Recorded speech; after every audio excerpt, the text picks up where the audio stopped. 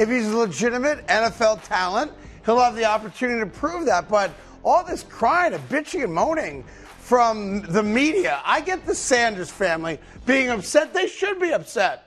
That's their son, their brother, et cetera, nephew, whatever it might be. So I get that, and I respect that part of it.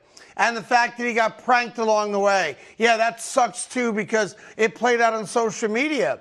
But for everybody else that's merely a fan of the NFL and loves the NFL and watched the draft, to be offended that he didn't get drafted where they wanted him to, I don't get that at all. He got drafted. Yes, a lot of people thought he was going to be a lot higher, but maybe he didn't get drafted where they thought he was going to get drafted because, A, talent scouts don't think he's as good as he thinks he is, one. Two, everyone says and claims he didn't interview well. Three, he does come with baggage, and not every team wants that. But now he's got a chance to prove he's an NFL player. So, good for him. We'll find out. So I am shocked. You were more right on this than most people, and I think you could deserve some credit for it. This is the biggest fall in NFL draft history if you put any stock on what we all do leading up to the draft. And I think that there's really an argument here to be made because the football side of this, there is still a story to be told. Did Shedeur tank his interviews to try to steer himself to one team? Were teams turned off by him branding himself as legendary before he'd even accomplished anything? Were teams afraid of Deion Sanders looming over their head coach? Those are all football stories. Yep. But Dylan Gabriel is short and slow. And he was taken 2 rounds ahead of Shedeur Sanders. Mm-hmm. Tyler Shook, the guy who the Saints took in the second round of the draft, he turns 26 in September. He was in the same high school class as Justin Fields and Trevor Lawrence. Yep. And he went ahead of Shedeur Sanders. So why did it happen? And I think the media, frankly, I'm almost more interested in this as a media story than I am a football story. Because our best and brightest, Ian Rappaport, on Thursday, led into their draft coverage by being like, Shedeur Sanders could go 3rd overall. Mel Kiper made the first 3 rounds of the draft a complete referendum. Yeah. Every single pick. Shedeur. Dane Brugler is as good as anybody in this. Sourced. He had him as the 34th overall player on his board. 2nd-ranked quarterback. So better than most. Not a first-round pick. Albert Breer, to his credit, said he might not go in the first round. He reported that the day of the draft. But they all still had him going high. Mock Draft Database compiles about 1,500 mock drafts from media members. Okay. 93% had him in the first round. He was the 14th overall player. How did the groupthink get to a point where not one media member had a source who was a general manager who was willing to say, you're all crazy, this kid's not going in the first round? Nobody had it. And so I love draft coverage. It fills content. It's interesting. It's hypotheticals. Fans can participate in mock drafts. But, man, we all got duped by groupthink because clearly the NFL did not view this kid as a first-round pick based on talent or personality. Well, I think the big thing for me was from the talent perspective. He's not a generational talent like his father was a generational talent, okay? So if you're not a generational talent, you better, and I mean you better, ace the other parts, the intangible parts of the process.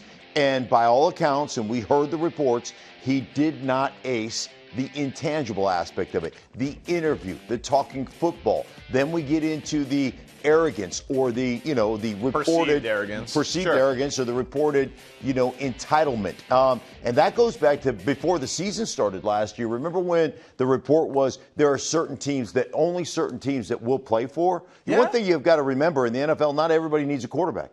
So there's a bunch of teams that aren't looking for a quarterback. Talk shows from coast to coast telling people that if the wrong team drafted his son, he was going to pull an Eli Manning. Like, that counts for something because of who his dad is. I agree, but where is an insider telling us before the draft that it was so – we had an anonymous coach, a quote leaked out right before. And then, again, Albert Breer, from best I can tell, he did a very nice job being like, if he doesn't go to the Steelers at 21, I don't know where he gets picked. So he gets some credit for that for sure. But where was the reporting? Everybody had this kid as the second quarterback in the draft. Yeah. Every single person. Correct. And he was the he was the 144th pick in the draft? Yeah. 5th round, the second quarterback drafted by the team that actually picked him. I just feel like this was a journalism failure. And what happened, in my opinion, this was a boring draft. Right? We talked about it. By most counts, yeah. It was a boring draft. So you know what's valuable in a boring draft? Deion Sanders' name. Deion Sanders' name. That's right. And I think that's part of why these journalists, who typically do a very good job and are very well sourced, across the board, I don't, pick your favorite network, doesn't matter to me. These men and women are very good at what they do. Definitely. There's a Deion quotient here. And either they're afraid of Deion, Deion's got them in his back pocket, they bought into the hype, also possibly. But this is all a Deion creation, right? Well, and look, Shedeur showed you even throughout this process, like a lot of kids his age, not just him, that there's an out-of-control ego, that he's calling himself legendary, even when he got prank called, right, by the kid, Jax Olbrich, right? Olbrich, the defensive coordinator of the Falcons now, former Jet defensive coordinator, by his son Jax. He says when he thinks he's talking to Mickey Loomis, I've been waiting for you. Like, where the hell have you been? Yeah. Like, he wasn't contrite. He wasn't grateful. He wasn't thankful. He was like, what the hell took you so long? Like, that's real. And, and then the big party in Dallas afterwards with a bunch of rappers, which is great, celebrate being picked. But now it comes down to whether we were right, whether we were wrong, it don't matter.